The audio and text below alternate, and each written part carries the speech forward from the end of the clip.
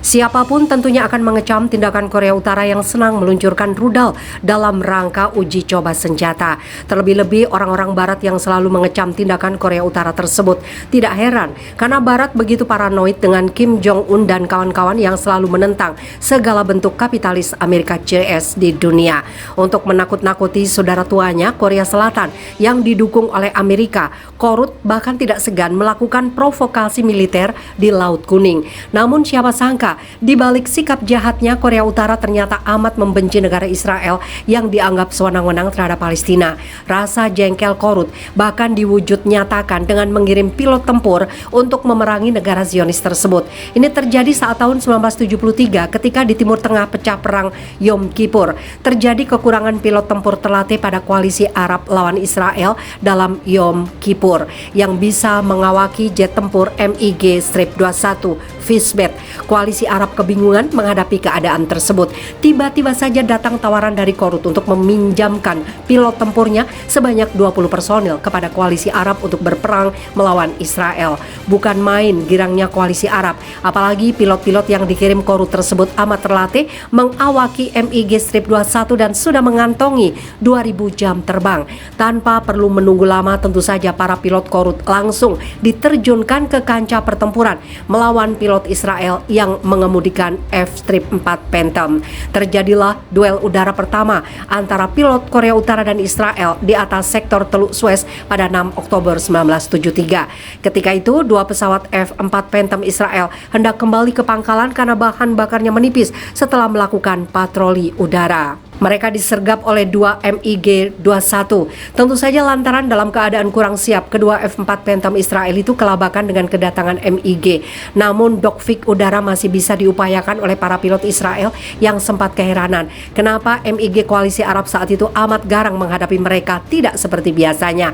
Hanya mencoba untuk melumpuhkan satu MiG-21 koalisi Arab. F-4 Israel menembakkan 3 rudal air-to-air IM-9 Swiftwinder. Sayangnya ketiga rudal itu hanya meledak di dekat MiG-21 tanpa bisa menjatuhkannya.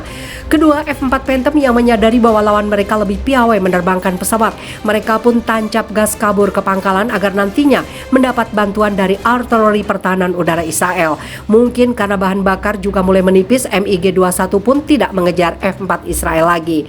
Beberapa saat kemudian, para pilot Israel menyadari bahwa MiG-21 koalisi Arab yang mereka hadapi tadi diawaki oleh pilot Korut yang amat terampil menunggangi pesawat buatan Soviet. Tidak salah lagi, pilot-pilot Korut dan Vietnam Utara memang dikenal sinting dan ugal-ugalan ketika mengoperasikan pesawat tempur MiG-21 dan MiG-17 Fresco.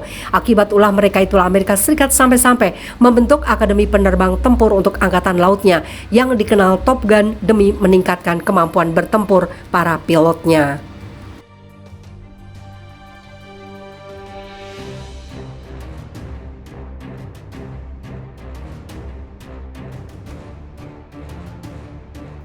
Kim Jong-un siap serang Israel pakai senjata nuklir setelah polisi Israel serang para jemaah Palestina di Al-Aqsa. Kim Jong-un mengancam bakal menggempur Israel dengan senjata nuklir setelah Israel bikin ulah pada Palestina di Masjid Al-Aqsa. Israel semakin sewenang-wenang, kekuatan perang nuklir kami akan melakukan tugasnya, ujar Kim Jong-un seperti dilansir Associated Press. Ia juga berkata, serangan mengerikan bakal diluncurkan dan militer Israel harus berhadapan dengan nasib menyedihkan, yaitu kehancuran total. Militer kami memiliki beragam jenis rudal dengan kekuatan dan akurasi tinggi. Ia juga mengatakan rudal tersebut mampu mengenai target apapun di Israel secara akurat dan cepat. Di sisi lain, pemimpin senior Hamas, Sami Abu Zuhri, mengucapkan terima kasih mendalam kepada Korea Utara menyusul kecaman keras dukungan hingga rencana Korut menyerang Israel. Pimpinan Kim Jong-un terhadap penjajahan Israel sangat tegas. Hamas menghargai pernyataan Korea Utara, di mana ia mendukung perjuangan Palestina dan menolak sikap penjajah, kata Abu Zuhri melalui akun Twitternya. Seperti yang dilansir Time of Israel, Kim Jong-un pada akhir pekan lalu mengecam Israel dan mengatakan Israel merupakan sebuah kutukan di Timur Tengah, merupakan penjajah yang bersembunyi di bawah Amerika Serikat. Sehari sebelum itu, juru bicara Kementerian Luar Korea Utara tengah mengeluarkan pernyataan menghantam Israel sebagai balas dendam pernyataan Menteri Pertahanan yang menyebut Kim Jong-un orang yang gila. Israel adalah satu-satunya pemilik ilegal senjata nuklir yang mendapat dukungan Amerika Serikat. Tetapi Israel menyerang Korea Utara karena memiliki senjata nuklir, petik pernyataan Kementerian Luar Korea Utara. Melalui pernyataan juga, Kim Jong-un melalui Kementerian Luar Korea Utara menyatakan dukungan sepenuhnya atas perjuangan rakyat Palestina untuk mendapatkan kembali wilayah yang diduduki, menciptakan sebuah negara merdeka dengan membuat Baitul Maqdis sebagai ibu negaranya. Ini sesuai dengan dokumen yang baru saja dirilis oleh Hamas.